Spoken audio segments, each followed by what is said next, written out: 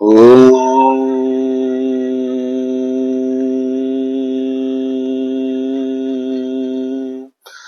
आप सभी शिव भक्तों का स्वागत है। आइए सुनते हैं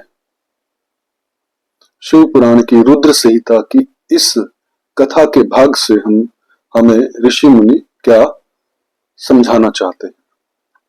वर पक्ष के आभूषणों से विभूषित शिवा की निराजना कन्यादान के समय वर के साथ सब देवताओं का हिमाचल के घर के आंगन में विराजना तथा वर वधू के द्वारा एक दूसरे का पूजन। ब्रह्मा जी कहते हैं कि नारद, गिरिश्रेष्ठ हिमवान ने प्रसन्नता और उत्साह के साथ वेद मंत्रों द्वारा दुर्गा और शिव का उम्र स्नान गिरि करवाया। तत्पश्चात गिरिराज की प्रार्थना से श्री विष्णु आदि देवता तथा मुनि कौतूहल पूर्वक उनके घर के भीतर गए। वहां उन्होंने वैदिक और लौकिक आचार का यथार्थ रीति से पालन करके भगवान शिव के दिए हुए आभूषणों से देवी शिवा को अलंकृत किया। सखियों और ब्राह्मण की पत्नियों ने पहले पार्वती को स्नान करवाया, फिर सब प्रकार से वस्त्र आभूषणों द्वारा विभूषित करके उनकी आरती उतारी। तीनों लोकों की जननी महाशैलपुत्री सुंदरी शिवा दिव्य वस्त्र आभूषणों से सुसज्जित होकर मन ही मन भगवान शिव का ध्यान करती हुई वहीं बैठी। उस समय उनकी बड़ी शोभा हो रही थी। उस अवसर पर दोनों पक्षों में महान आनंददायक उत्सव होने लगा। ब्राह्मणों को शास्त्रोक्त रीति से नाना प्रकार का दान दिया गया। अन्य लोगों को भी वहां भांति भांति के बहुत से द्रव्य बांटे गए।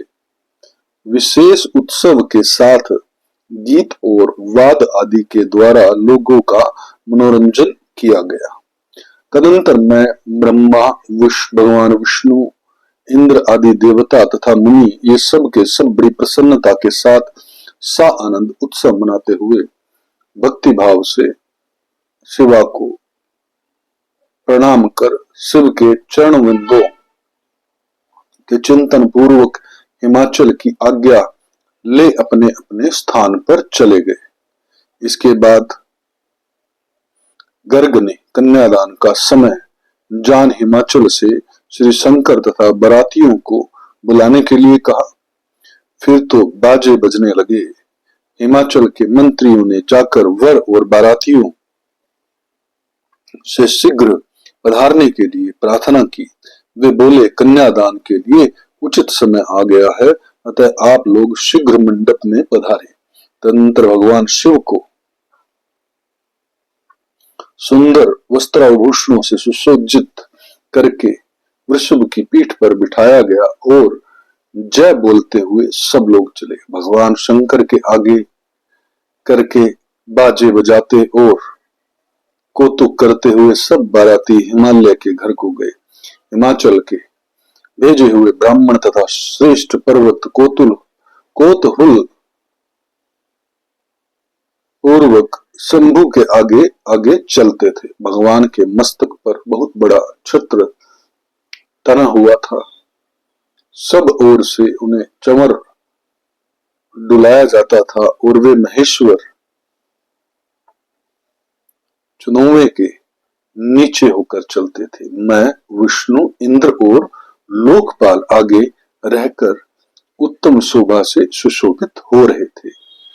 उस महान उत्सव के समय संग, भेरी, पटक, आनक और गोमुख आदि बाजे बारंबार बज रहे थे। इन सब के साथ जगत के एकमात्र जीवन बंधु भगवान शिव परमेश्वर रोचित तेज से संपन्न हो यात्रा कर रहे थे। उस समय समस्त देवेश्वर उनकी सेवा में उपस्थित हो बड़े हर्ष उल्लास के साथ उन पर फूलों की वर्षा करते थे। इस प्रकार पूजित और बहुत सी स्तुतियों द्वारा प्रशंसित हो परमेश्वर शिव ने यज्ञ मंडप में प्रवेश किया। वहां श्रेष्ठ पार्वती ने शिव को वृषभ से उतारा और महान उत्सव के साथ प्रेम पूर्वक उन्हें घर के भीतर ले गए। हिमालय ने भी घर में आए हुए देवताओं सहित महेश्वर को विधि पूर्वक भक्ति भाव से प्रणाम करके उनकी आरती उतारी। फिर महान उत्सव पूर्वक अपने भाग्य की सराहना करते हुए उन्होंने अन्य समस्त देवताओं और मुनियों को प्रणाम करके उन सब का समादर किया। श्री विष्णु सहित महेश्वर को तथा मुख्य मुख्य देवताओं को पाद अधर्य देकर हिमालय उनके अपने भवन के भीतर ले गए और आंगन में रत्न में सिंहासनों के ऊपर मुझको, विष्णु को, शंकर जी को तथा अन्य विशिष्ट व्यक्तियों को बिठाया। उस समय मेना ने अपनी सखियों, ब्राह्मण पत्नियों तथा अन्य पुरंदरों के साथ आनंद आकर सा आनंद आरती उतारी। कर्म कांड के ज्ञाता पुरोहित महात्मा शंकर के लिए मधुपर्क पूजन आदि जो जो आवश्यक कृत्य थे उन सब को सहस्त्र संपन्न किया। फिर मेरे कहने से पुरोहित ने प्रस्ताव के अनुरूप उत्तम मंगलमय कार्य आरंभ किया। इसके बाद हिमाचल ने अंतर्वेदी में यहाँ समस्त आभूषणों से विभूषित उनकी वृषांगी कन्या वेदी के ऊपर विराजमान थी, वहां मेरे और श्री विष्णु के साथ महादेव जी को ले गए।